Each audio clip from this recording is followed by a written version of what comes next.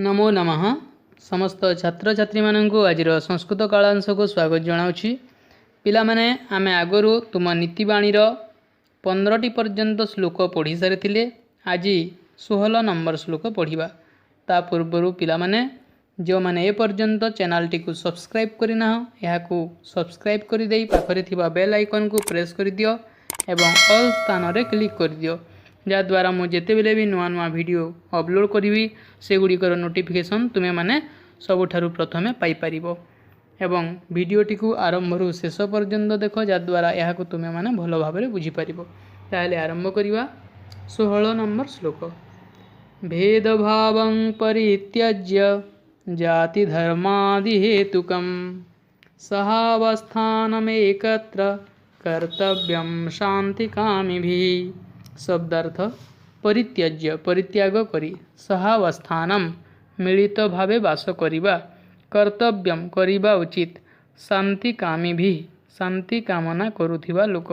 संधि विच्छेद सहावस्थानम एकत्र सहयुक्त अवस्थानम युक्त एकत्र सहावस्थानम एकत्र। वर्तमान श्लोकटीर संपूर्ण अर्थ को बुझी नेबा।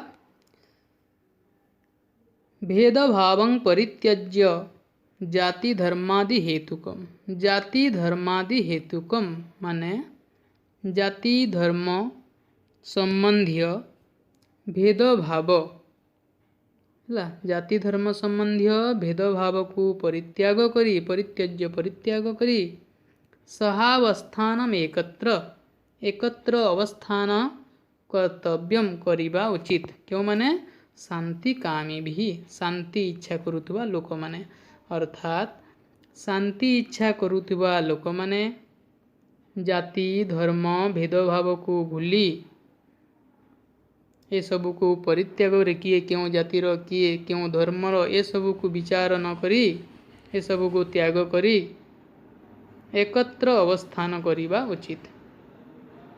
वर्तमान परवर्ती श्लोक देखिबा। श्लोक 17।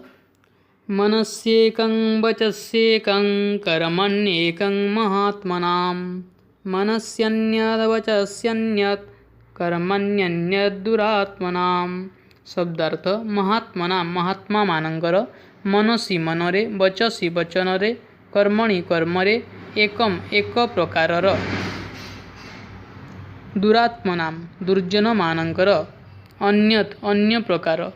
संधि विच्छेद मनस्येकं मनसी युक्त एकं मनस्येकं वचस्येकं वचसी युक्त एकं कर्मण्येकं कर्मणि युक्त एकं मनस्यन्यत् मनसी युक्त अन्यत् वचस्यन्यत् वचसी युक्त अन्यत् कर्मण्यन्यत् कर्मणि युक्त अन्यत्। वर्तमान श्लोकटीर संपूर्ण अर्थ को बुझी नेबा। मनस्येकं वचस्येकं कर्मण्येकं महात्मनां। मनरे गोटिए कथा वचनरे मध्य सही कथा एवं कर्मरे मध्य सही कथा कहार महात्मा मानंकर अर्थात महात्मा मानंकर मनरे जहा थाए वचनरे मध्य ताहा थाए एवं कार्य मध्य ताहा प्रकाश पाए। किंतु मनस्यन्यत् वचस्यन्यत् कर्मण्यन्यत् दुरात्मनां किंतु दुर्जन मानंकर दुरात्मना माने दुर्जन मानंकर मनस्यन्यत् मनरे गोटिए कथा वचन वचस्यन्यत् वचनरे गोटिए कथा कर्मण्यन्यत् कर्मरे गोटिए कथा माने तांकर मनरे गोटिए कथा थाए वचनरे आउ गोटिए कथा एवं कार्य आउ एक कथा थाए। तेणु दुरात्मा मानंकु दुर्जन मानंकु केबे हेले विश्वास करिबा उचित नुहे। श्लोक 18। दिनान्ते च पिबेत् दुग्धं निशान्ते च पिबेत् पयः भोजनान्ते पिबेत् तक्रं किं वैद्येन प्रयोजनम्। शब्दार्थ दिनान्ते दिन शेषरे बा संध्यारे पिबेत् पीबा उचित निशान्ते राति शेषरे बा पाहांतारे प्रातः समय पयः जल तक्रं दही वैद्येन डाक्तर रे प्रयोजनम आवश्यक। संधि विच्छेद पिबेद दुग्धं पिबेद युक्त दुग्धम दिनांते दिन युक्त अंते निशान्ते निशायुक्त अन्ते भोजनान्ते भोजनयुक्त अन्ते पिबेत् तक्रम पिबेत् युक्त तक्रम। वर्तमान श्लोकटीर संपूर्ण अर्थ को बुझिनेबा। दिनान्ते च पिबेत् दुग्धम। दिनान्ते माने दिनर शेष भागरे बा संध्या समय रे कौन पीवा उचित? पिबेत् दुग्धम दुग्ध पान करिबा उचित, क्षीर पीवा उचित।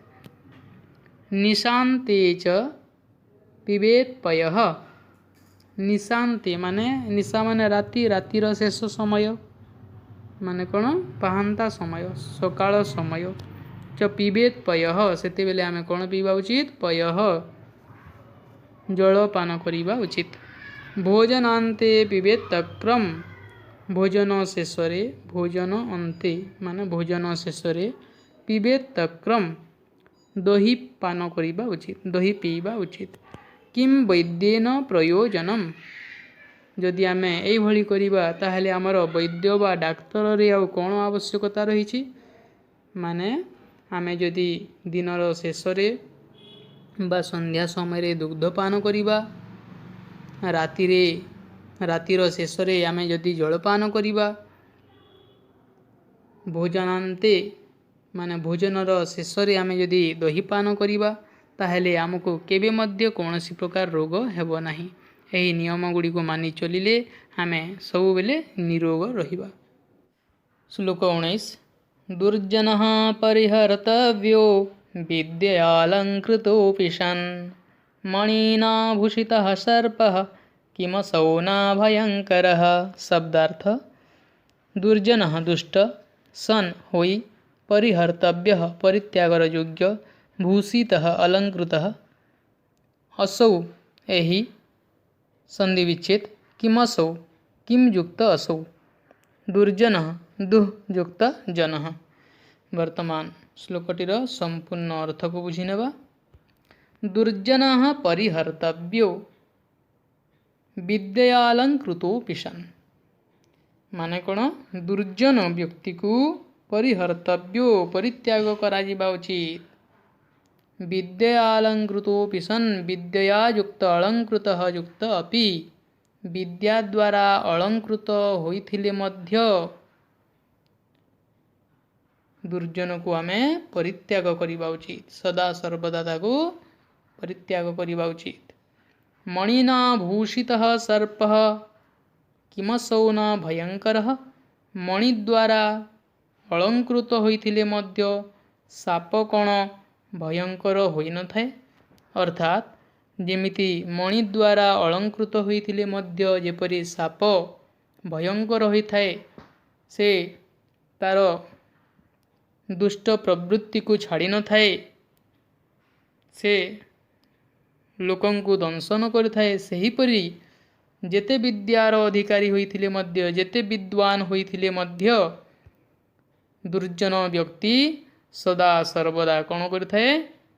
अन्य मानकर अनिष्ट चिंता करिथाए। सेथिपई सबु बेले दुर्जन ठारू दूरे रहिबा उचित। दुर्जन व्यक्ति को, दुष्ट व्यक्ति को परित्याग करिबा उचित। वर्तमान श्लोक नंबर 20 देखिबा। शतं विहाय भोक्तव्यं सहस्रं स्नानमाचरेत् लक्ष्यं विहाय दातव्यं कोटिं त्यक्त्वा हरिं भजेत्। शब्दार्थ विहाय छाड़ी, भोक्तव्यम भोजन करिबा उचित, दातव्यम दान देवा उचित, त्यक्त्वा त्याग करी, भजेत भजन करिबा उचित। संधि विच्छेद स्नानम आचरेत स्नानम युक्त आचरेत।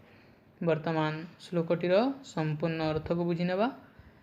शतं विहाय भोक्तव्यम माने कौन? 100टा कार्य थिले मध्य विहाय माने परित्याग करी भोक्तव्यम भोजन करिबा उचित। अर्थात आमर यदि 100टा काम मध्य अछि ताहेले ताको परित्याग करी आमे भोजन करिबा उचित। उचित समय रे ठीक समय रे यदि आमे भोजन करिबा ताहेले आमर देह सुस्थ रहिबो।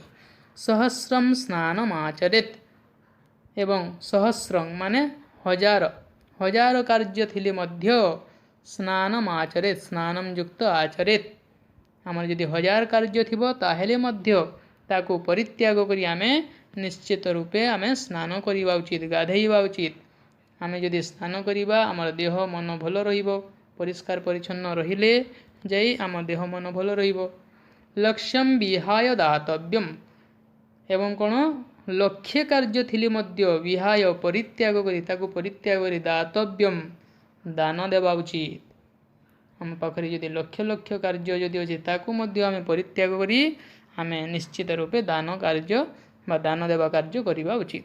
कोटिंग त्यक्त्वा हरिं भजेत एवं कोटि कार्य थिले मध्य कोटि कोटि कोटि संख्यक कार्य थिले मध्य ताहाकू आमे त्याग करी निश्चित रूपे हरिंकर भगवानंकर भजन करिबा उचित।